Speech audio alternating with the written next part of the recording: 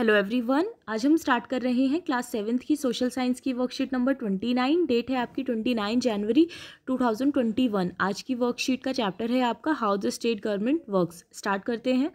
Every state in India has a legislative assembly. जैसा कि last worksheet में भी हमने पढ़ा था कि इंडिया की हर एक स्टेट की अपनी लेजिस्लेटिव असेंबली होती है और उसके जो मेंबर होते हैं उसे हम एमएलए कहते हैं। ठीक है। A legislative assembly is a place where all the MLAs whether from the ruling party और from the opposition party meet to discuss various things. तो लेजिस्लेटिव असेंबली आपका एक ऐसा प्लेस होता है जहाँ पर जितने भी एमएलए होते हैं, चाहे वो रूलिंग पार्टी के हों या ओपोजिशन पार्टी के, वो लोग मिलते हैं। वहाँ पे बहुत सारे जो इश्यू होते हैं उसके ऊपर डिस्कशन करते हैं, अपने सजेशंस देते हैं। ठीक है।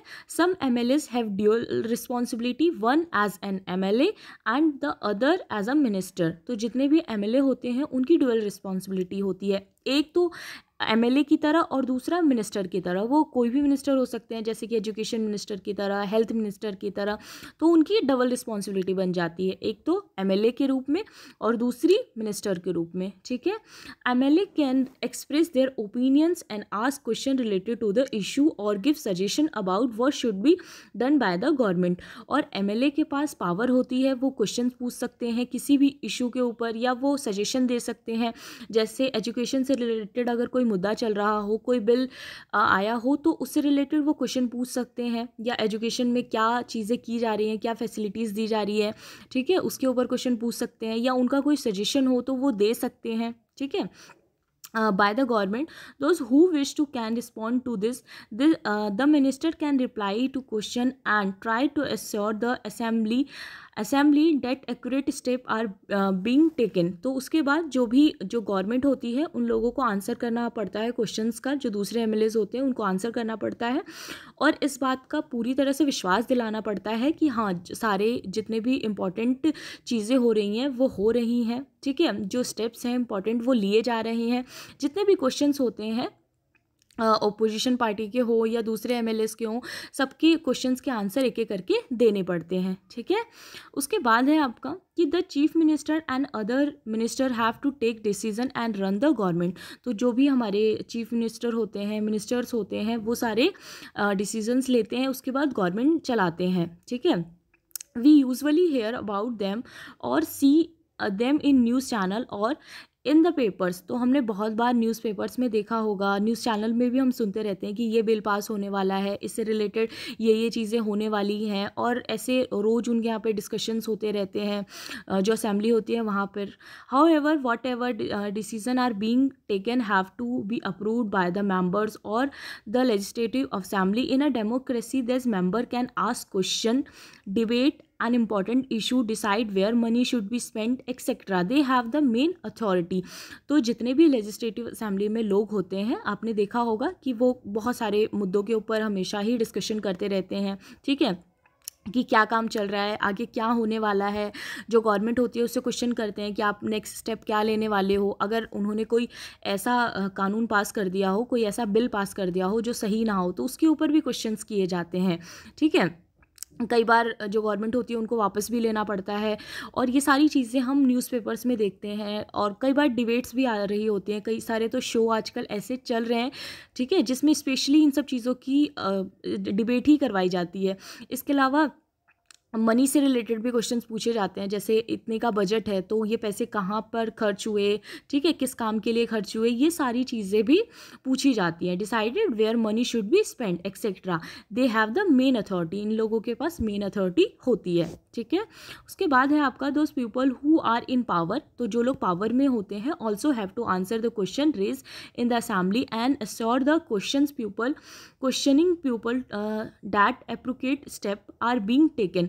तो इन लोगों को आंसर्स देने होते हैं, और जो भी क्वेश्चन पूछने वाले लोग हैं उनको विश्वास दिलाना पड़ता है कि जो भी इम्पॉर्टेंट डिसीजंस हैं वो हम ले रहे हैं, बिल्कुल सही से ले रहे हैं, या आने वाले टाइम में जो भी चीज़ें होंगी वो अच्छी होंगी। ठीक है, संतुष्ट करना पड़ता है। Along with this, these topics are also discussed in newspaper and other medium which the government has to answer, like organizing press conference after the discussion and in the legislative assembly. A press conference is called so that necessary information can be passed on. तो उसके बाद जब legislative assembly में सारे question answer हो जाते हैं तो उसके बाद कई बार जो गवर्नमेंट होती है वो प्रेस कॉन्फ्रेंस भी करवाती है और उसमें जितने भी न्यूज़ रिपोर्टर्स होते हैं या फिर लोगों की तरफ से भी उनसे क्वेश्चन किए जाते हैं और एक एक करके उनके सारे क्वेश्चंस के उनको आंसर देने पड़ते हैं ताकि लोगों को एक सही नॉलेज मिल सके। ठीक है, कि कोई भी अगर लॉ आ रहा है तो किस लिए आ रहा है, कोई बिल पास हो रहा है तो किस लिए हो रहा है, ये सारी चीज़ें जनता को भी पता चल सके। तो इसलिए जो भी प्रेस कॉन्फ्रेंस होती है वो करवाई जाती है।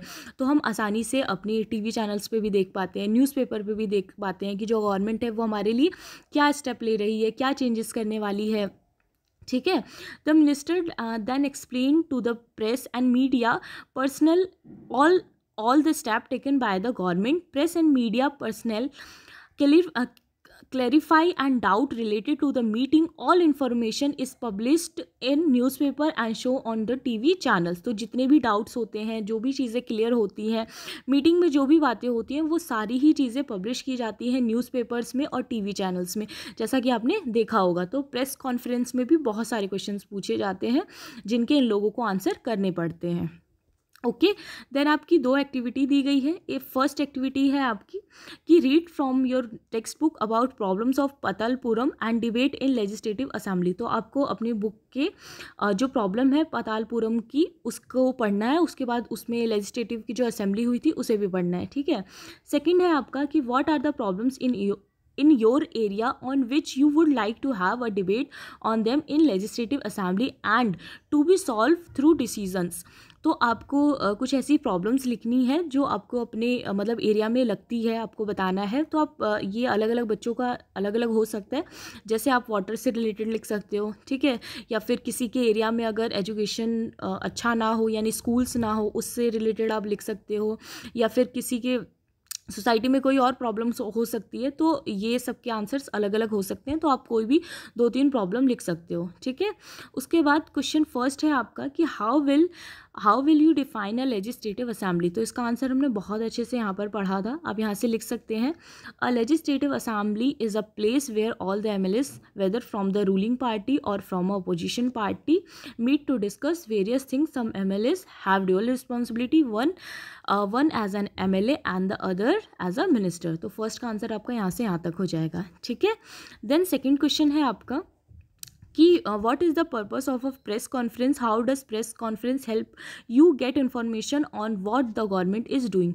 तो इसका आंसर जैसा कि आपने यहाँ पर अच्छे से देखा था, ठीक है, प्रेस कॉन्फ्रेंस वाले में, तो इसको आप यहाँ से लिख सकते हो अ प्रेस कॉन्फ्रेंस यहाँ से। ठीक है, यहाँ से लेके ये पूरा ही आ जाएगा, तो ये हो जाएगा आपका सेकेंड आंसर। ठीक है, ये थी आज की आपकी वर्कशीट। आई होप आपको अच्छी लगी हो।